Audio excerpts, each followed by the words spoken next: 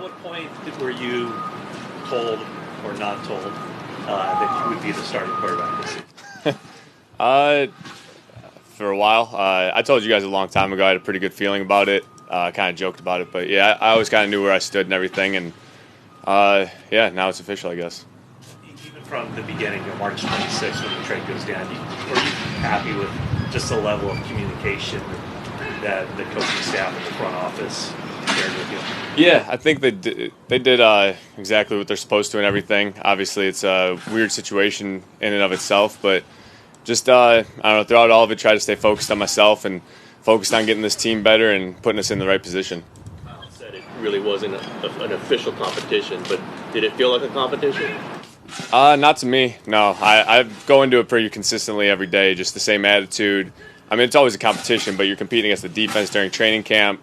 Now we're competing against Detroit in this week and everything. But, that's kind of always where I've been with my head, and it helped me stay steady throughout this whole thing. Just wondering, was there a point where you said to yourself, okay, I'm not going to focus on those other things, only the things that I can control?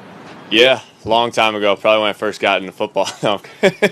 I don't know. I've always had that mindset, and I know it sounds real cliche and everything, but I don't know. I've had times in my career where you start focusing on other things and you get distracted, and it takes away from your play out here. So kind of in the back of my head, I had that already stapled in, and just had to keep staying with that throughout all of camp and everything. Having gone through the whole offseason and all the questions that you're getting on this, how excited are you to be here and actually have a game to look forward to and not? Maybe oh yeah, this is the fun part now. Get to go out there, game planning, competing, all the stuff you want to do. I mean, all this talking to you guys is great and everything. Don't get me wrong, but at the end of the day, we want to get out there, go play some football and compete. How do you feel you performed in preseason in camp, and where do you feel your game is at heading into week one?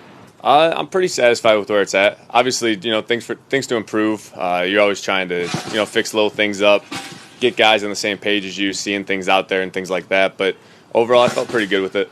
Do you have to emphasize dealing with crowd noise and things like that, given it's been a little bit of time, or is it more similar to just like riding a bike? Yeah, the first couple days it was a little weird, getting back into the silent cadence and things like that. But yeah, I don't know. You kind of me and Alex got into a pretty good rhythm pretty quickly, so we'll fine tune it this week and get everyone on the same page even more so. But yeah, we've worked on it a good amount. You said the first day of camp that the ankle isn't even an issue in your Sorry, mind. what'd you say? You said the first day of camp the ankle isn't an issue in your mind. But were there little steps you had to take even in camp just to make sure you were feeling it?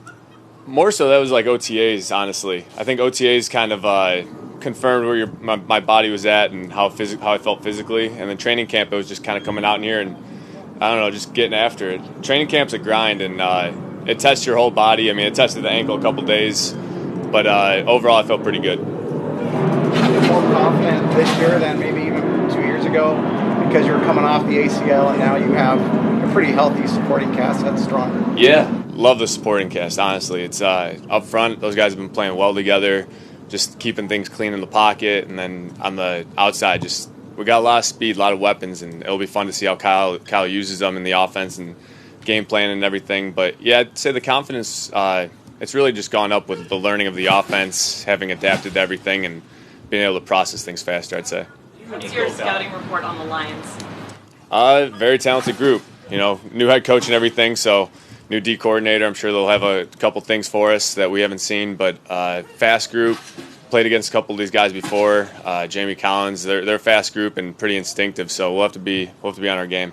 How do you go about preparing for a team where you don't know exactly what you're going to face? You kind of play the game of you don't want to over-prepare for things, you don't want to under-prepare. I don't know.